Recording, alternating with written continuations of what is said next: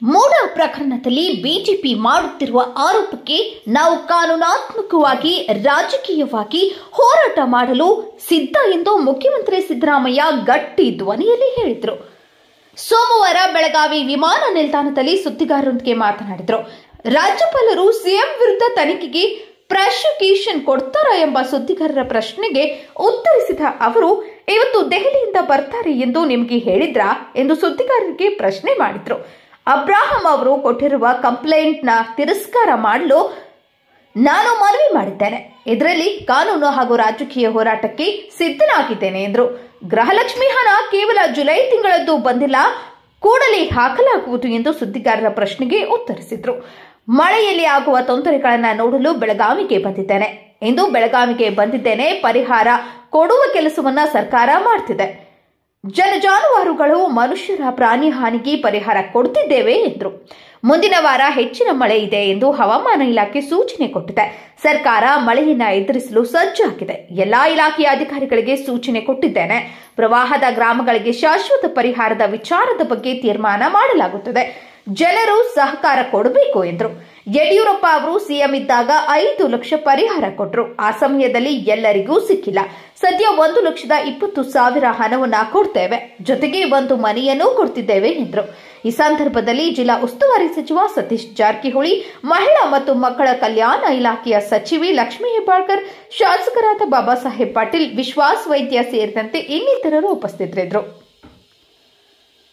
ಅದಕ್ಕೆ ಮಳೆಯಲ್ಲಾಗಿರ್ತಕ್ಕಂಥ ತೊಂದರೆಗಳನ್ನು ನೋಡ್ಲಿಕ್ಕೆ, ಜನರಿಗಾಗಿರ್ತಕ್ಕಂಥ ತೊಂದರೆಗಳನ್ನು ನೋಡ್ಲಿಕ್ಕೋಸ್ಕರನೇ ಬಂದಿರತಕ್ಕಂಥದ್ದು. ಈಗಾಗಲೇ ಕರ್ನಾಟಕದಲ್ಲಿ ಮೈಸೂರು, ಕೊಡಗು, ಹಾಸನ, ಇವತ್ತು ಬೆಳಗಾಂ ಎಲ್ಲ ಕಡೆ ಹೋಗ್ತಾ ಇದ್ದೀನಿ. ಎಲ್ಲ ಕಡೆ ಪರಿಹಾರ ಕೆಲಸಗಳನ್ನು ಪ್ರಾರಂಭ ಮಾಡಿದ್ದಾರೆ. ಸತ್ತವರಿಗೆ ಪರಿಹಾರ ಕೊಡ್ತಕ್ಕಂಥದ್ದು, ಮನೆಗಳು ಬಿದ್ದೋಗಿರೋದಕ್ಕೆ ಪರಿಹಾರ ಕೊಡ್ತಕ್ಕಂಥದ್ದು,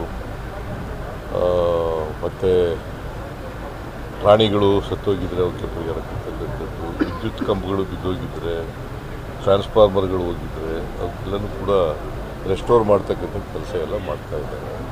ರಸ್ತೆಗಳು ಮಾಡಲಿಕ್ಕೆ ಈಗ ಮಳೆ ಬರ್ತಾ ಇದೆಯಲ್ಲ, ದಿನ ಮಾಡ್ತಾ ಇದೆಯಲ್ಲ, ಅದನ್ನು ತಕ್ಷಣ ತಗೊಳ್ಳಿಕ್ಕೆ ಕಷ್ಟ ಆಗ್ತಾ ಇದೆ.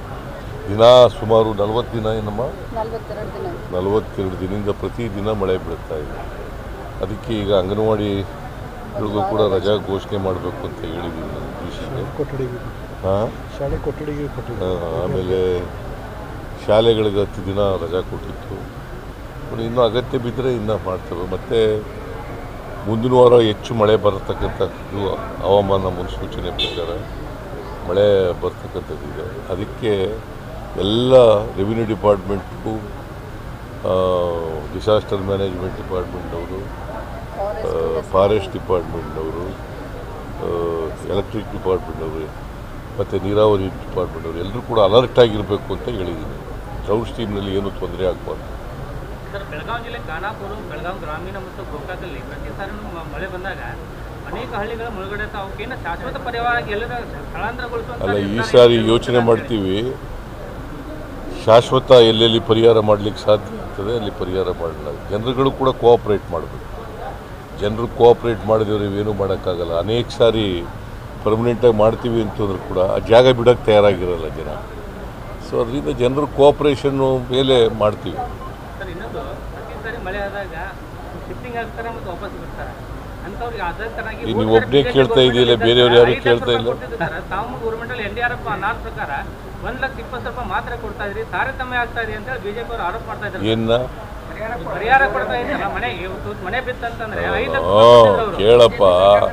ಯಡಿಯೂರಪ್ಪನವರಿದ್ದಾಗ 5 ಲಕ್ಷ ಪೂರ್ಣ ಮನೆ ಹಾಳಾಗಿದ್ದರೆ 5 ಲಕ್ಷ ಕೊಡಬೇಕು ಅಂತ ಮಾಡಿದ್ರು ಮುಖ್ಯಮಂತ್ರಿಯಾಗಿ.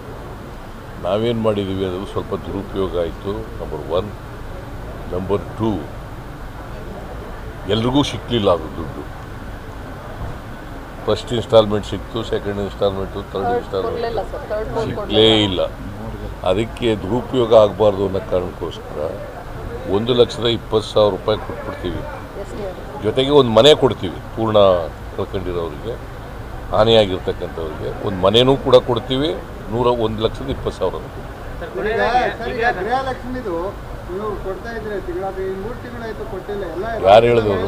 ಕಾಯ್ತಾ ಇದ್ದಾರೆ. ಇಲ್ಲ ಕೊಟ್ಟಿದ್ದೀವಿ, ಈ ತಿಂಗಳು ಕೊಡಬೇಕು. ಎಷ್ಟು ಯಾವುದು ಜುಲೈನಲ್ಲಿ ಕೊಡಬೇಕು. ಸರ್ ರಾಜ್ಯಪಾಲರು ಇವತ್ತು ಬರ್ತಾ ಇದ್ದಾರೆ ಸರ್, ಪ್ರಾಸಿಕ್ಯೂಷನ್ ಅನುಮತಿ ಕೊಡ್ತಾರೆ ಅಂತೇಳಿ ತಮ್ಮ ಮುದ್ದಿನ ನಿರ್ಧಾರ ಕಾನೂನು ನಿಮ್ಗೆ ಹೇಳಿದ್ರ ಅಲ್ಲ, ಗೊತ್ತು ಬರ್ತಾರೆ ಅಂತ ಗೊತ್ತು. ನಿಮ್ಗೆ ಹೇಳಿದ್ರ ಅಲ್ಲ ಸರ್ ಹೇಳಿಲ್ಲ, ಬರ್ತಾರೆ ಅಂತ ಇದೆ ಸರ್. ತಮ್ಮ ನಿಲುವು ಬರ್ತೀವಿ ನೋಡೋಣ. ಈಗ ನಾವು ಕೇಳಪ್ಪ, ಇಲ್ಲಿ ನಾವು ವಿಡ್ರಾ ಮಾಡಬೇಕು ಫೋಕಸ್ ನೋಟಿಸ್ನ ಅಂತ ಹೇಳಿದ್ದೀವಿ, ನಂಬರ್ 1. ನಂಬರ್ 2, ಅಬ್ರಾಮ್ ಅವನು ಕೊಟ್ಟಿರ್ತಕ್ಕಂಥ ಕಂಪ್ಲೇಂಟ್ನ ಅಪ್ಲಿಕೇಶನ್ನ ರಿಜೆಕ್ಟ್ ಮಾಡಬೇಕು ಅಂತ ಬರೆದಿದ್ದೀವಿ. ನೋಡು ಗೌರ್ನವ್ರು ಯಾವ ತೀರ್ಮಾನ ತಗೊಳ್ತಾರೆ ಅಂತ ನೋಡೋಣ. ಇನ್ನೂ ತಗೊಂಡಿಲ್ವಲ್ಲ ತೀರ್ಮಾನ. ಲೀಗಲ್ಲಾಗಿ ಫೈಟ್ ಮಾಡೋಕ್ಕೆ ತಯಾರಾಗಿದ್ದೀವಿ. ಎಲ್ಕೂ ಸಿದ್ಧ ಅಂತಂದರೆ ಏನಾಗಲ್ಲ. ವಾಟ್ ಯು ಮೀನ್ ಬೈ ಎಲ್ಕೂ ಸಿದ್ಧ?